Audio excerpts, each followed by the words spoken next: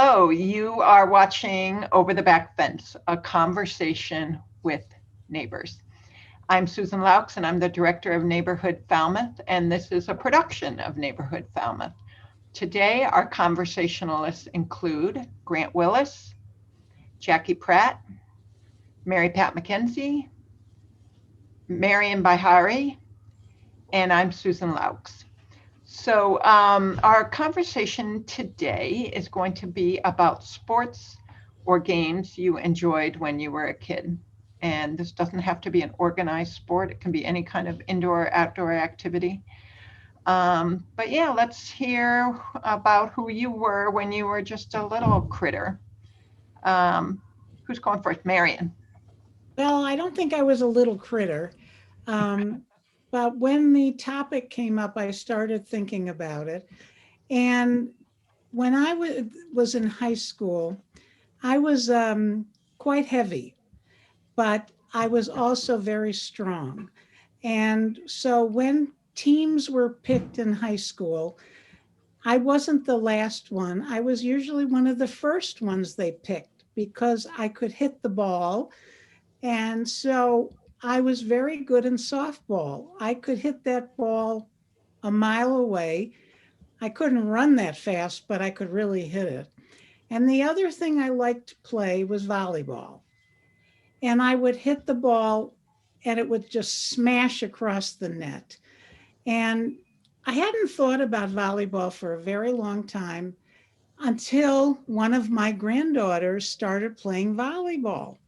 And she is playing, and they are putting it live on YouTube. And so for the last couple of weeks, she's almost 16. She on Saturday morning sends me her link, and I have been able to watch her play volleyball against some of the other teams. And it brought back all kinds of memories about volleyball. Now they're playing very, very differently than we used to. And I don't know if the rules have changed, but they are smashing that ball and there's somebody at the net, going like that. But it brought back all kinds of fun memories. So I was a softball and a volleyball person. So, and Never have guessed that about you. no, No, well, me either. no, well, what did you think I would have played? Well, I mean, you're so pulled together and you look so put together that I don't know. But I love it. I love it. And I love that you were the strong player and that you could hit the ball so far. I could, yeah. And, I remember that. I remember playing, and that was a long time ago, but it just sort of came back to me when I was watching my granddaughter. And she said, "Oh, you can only watch for a little while," but I've been watching the entire game and it's brought back lots of memories. And it's really hard to see because even though it's on YouTube and I can make it bigger, the girls all look alike now. They all have ponytails. They are all wearing masks. They are all wearing the same jerseys, except they have different numbers. And I know her number. So half the time I don't know where she is, but anyway, it brought back volleyball to me. So you should have her wear a special ponytail holder that's like a little flower on it. I don't want to, track her. Well, maybe I should tell her that. But anyway, I know her number, and so I've been watching, and I think it's great because I don't get to see her, so at least I can see her now on television, on the computer. That's cool. Nice. Yeah. And they're identical twins. And the other one is doing track, and they don't do YouTube on track, so I don't get to see her, but I get to see Julia. So nice. Yeah. So that's my story. So who else? Sports or games when you Mary Pat? I too played softball, but and just when you brought it up, Marian, I'm thinking maybe we should have a neighborhood Falmouth softball team. That's a great idea. I would have thought. I don't know if I could hit the ball again, but I was a pitcher. I'll throw to you. One of our volunteers, Chaz, played senior softball until he turned 80 and then Wow. decided, Wow. and then they got shut down, I think, too, but he was just retiring. But anyway, so we have an in-world to the senior softball league if we decide to go further with this. Okay. And I But wish. I wasn't going to talk about that. I mean, it just brought it back. Yeah. I sailed and sailed competitively in races and stuff. And I actually found I won this one time. It's, Wow. it's a little silver spoon. Oh, wow. Don't get to take the trophies home. You get your name on them, but they stay at the yacht club. So that was a women's race. I won when I was 12 with my aunt. I was her crew. But I raced from the time I was, I think, around 9 or 10 until I was 20. At the time I was 20, I was ballast on other people's bigger boats. And I was probably better at ballast than I was at actually doing something like that was effective to win a race. But I loved it, and I still love sailing.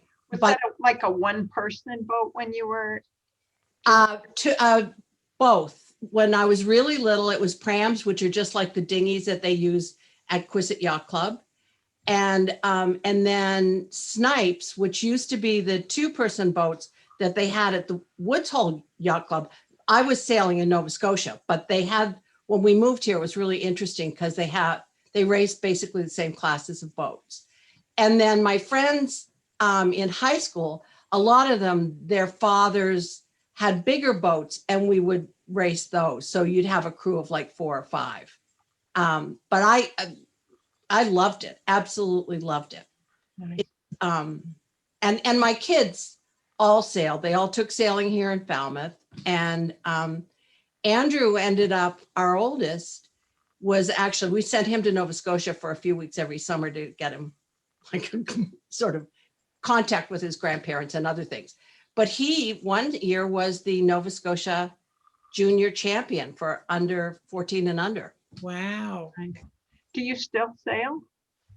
The happiest day of your life is the day you sell your sailboat. Sold ours in Maine in 1997. Yeah, they're a lot of work, aren't they? Yeah, and they're expensive. A kayak is much better. Hmm. I do kayak. I just don't sail. Yeah. Skateboard. It's really, I mean, you think the happiest day of your life is the day you get the boat, and after you spend a lot of money down into the water, then really the happiest day is when you sell it. Yeah. I love it. Grant, how about you? I just got a kind of an old Falmouth memory of my days playing touch football when my grandmother was managing the Boxwood Club, the late Nimrod. What is now Dillingham Avenue didn't exist. It was an apple orchard. Oh, wow. And we used to play touch football, where the road is now. And there was a whole bunch of apple trees, and it was only the ball was always bouncing off the branches, and the apples would fall. And we'd sit there and we'd forget about the game and eat 12, 13 years old. Nice. This is the mid 50s. We're eating all the apples that fall down, including the green ones. But there were like 5 neighborhood kids, plus me, who used to get out there all the time and try to get the ball over the trees. But that was, I really enjoyed that. I still remember those days with fondness when Falmouth was a little bit greener than it is now. But yeah, that plus I went to sailing camp in West Falmouth, a place called Camp Bennett. And I think 1950, 51, and 52, I got most improved camper, little trophy like an Oscar each year. So I'm wondering where I started from. but it was a fun sailing camps. No longer here, unfortunately. Nice. I love that you have memories of old Falmouth. I mean, just and imagining what this place would look like, in 1952 or 1 or 3 or whatever, 50. That's 60 years ago and 70 years ago, sorry. And but the idea of playing football among apple orchards here, I love that. That's a great image. So Grant, I have a question. The Nimrod was there. How did you get into the Nimrod if there was no street there? There must have been some A driveway, maybe? Off of off Dillingham. Yeah, the driveway came up from Dillingham, and I believe it also came out the other side. I can't be sure. I do remember the parking okay. spaces. You drove up and you went around the building to the left for your parking space, Okay. which is where I got in when I sneaked in, last year to find out who was living in my room. Oh, that's great. That's great. Hey, Jackie, how about you? Well, I started out a water baby. I understand I crawled into the ocean, according to family legend. I don't really remember that, but I love to swim. I loved being in the water. And I did do some competitive swimming. My biggest problem was I could never stay in my lane. Yeah. I sometimes won simply because I knocked the other contestants silly, but banging into them. But at any rate, I had a great time with that. In our neighborhood, early on I lived in West Boylston, and they were building a development further up the hill than we lived, and the guys who were doing it would fill a couple of cellar holes for us every winter, and they'd let us know when they froze over, and it was safe. And we played sandlot hockey. So growing up, when I got married and moved to New York with my first husband, we used to go to Rockefeller Center, and he said, "You skate like a hockey player." You're supposed to look romantic out here.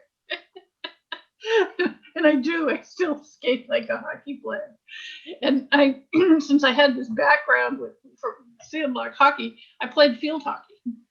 Wow. Now, because I do things backwards a lot of times. I played left wing, and I'm right-handed. And to this day, I'm not quite sure why it worked, but it did for some reason. We were definitely, it was a state championship league. At that point, I was at Wachusett High School, and we were state champions 2 years in a row for girls field hockey. Good for you, Jackie. And we used to play the guys' football team once a year and beat them every year. Now, I don't know whether that was because they were being gentlemanly or that we were that tough. Well, you were playing them in Field hockey, right? Field hockey. Well, no. We would play touch football. Oh, okay. We play touch football. I don't think they were going to let us tackle the guys, but we were pretty darn good, and we were pretty tough. I have as I was saying that, I have this memory of sitting on this. They pulled me out of the game and sat me on the side, and I kept saying, "Send me back, send me back." And there was this huge bruise that kind of went from my thigh to my knee.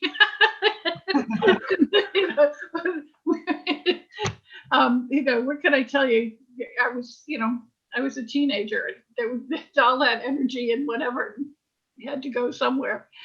But that was my thing. And I sailed too, but we took sailing lessons as a kid on Lake Quinnipisaukee, which is up by Worcester.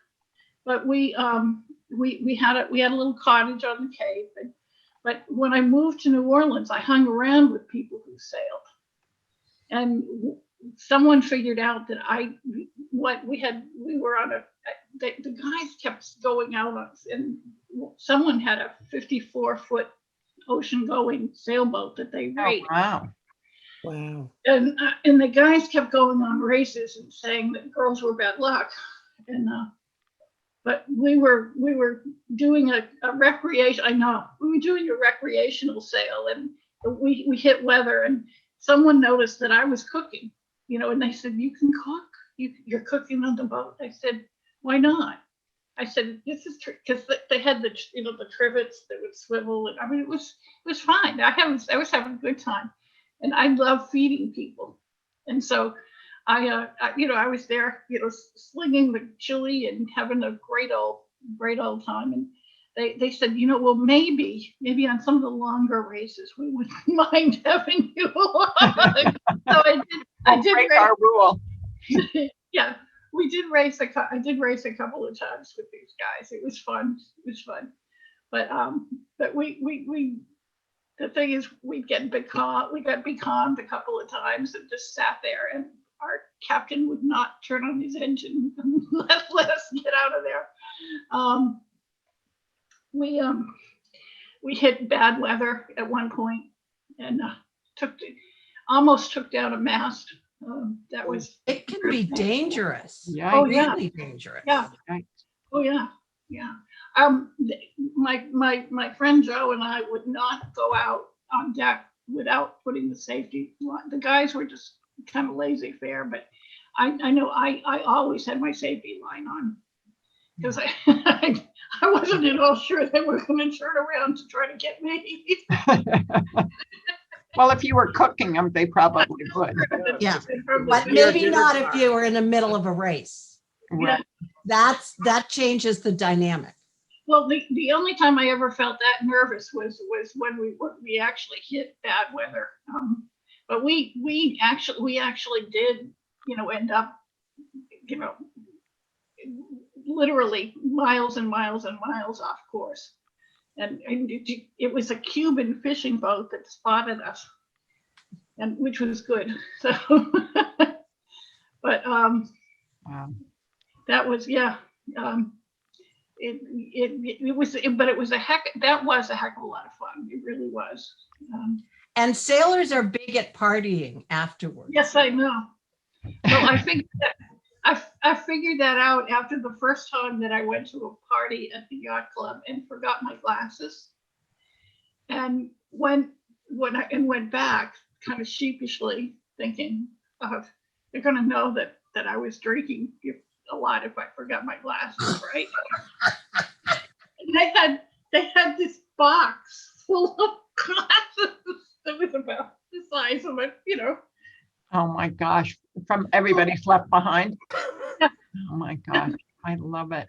And oh yeah, well, this is hopefully you won't mind, but our captain would occasionally get overserved on board, and we got so sick of getting him out of the drink that we would tie him to the mast.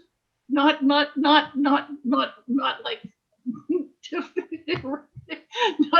like restraints, just loosely, so that he wouldn't go overboard again. Oh, it's sort of like his own restraining line. Oh, he agreed to it. I mean, because I think he was worried. He had the same worries I had. Well, and it's for safety, right? Oh, Yeah. yeah. Especially if Oh, you, yeah. And he had a little theme song he'd sing while he was tied up to the mast. But about, I'm horrible, yes indeed. I'm the most horrible thing in the world. Which I often wondered what other people thought. these are great stories, Jackie. I love that you did all of these different sports, and I What love about that you you, crawled Susan? into the ocean. What about you? For me, Yeah, lots of different things.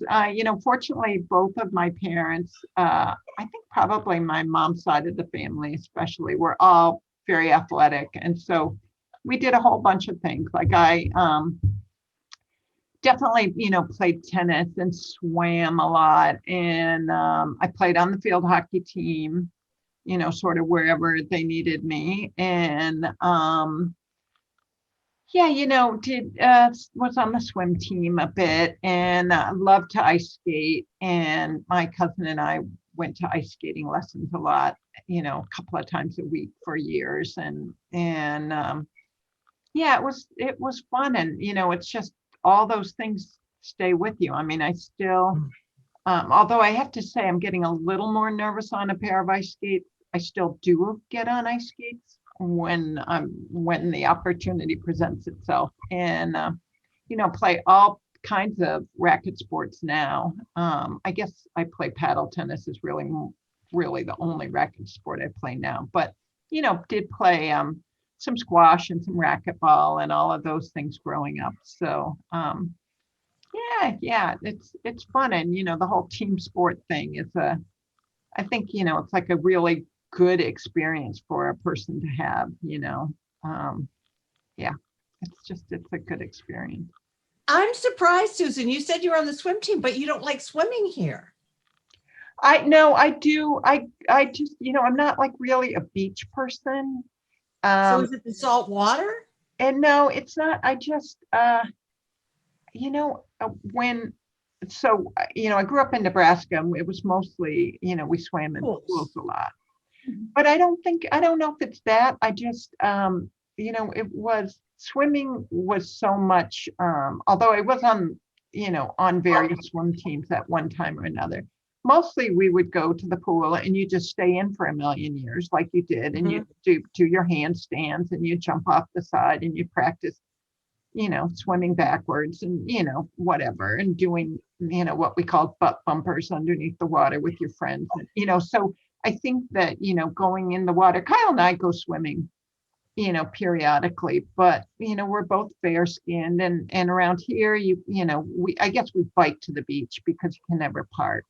So Right. yeah, it's not a big, just like not on my radar anymore. And I get a lot of ear infections now too, if I do swim. Oh. So I'm but I keep telling myself actually that I want to get back into swimming, like find a pool and do laps and things like that, but haven't done anything. We ever about get the new Y pool built? Yeah.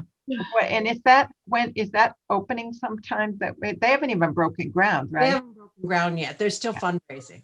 So it'll be a while. A few years. And it's in the planning stage. The architect is designing the building and all of that. Is it going to be on Thomas Landers?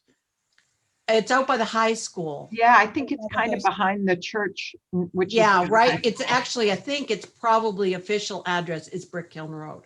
Oh, okay. Well, this was a great conversation. It was nice to hear from each of you, and thank you for joining us. And we'd love to hear any comments you have about this programming. And you've been watching Over the Back Fence, a conversation with neighbors. I'm Susan Laux, and this is a production of Neighborhood Falmouth. Thanks very much for joining us, and bye.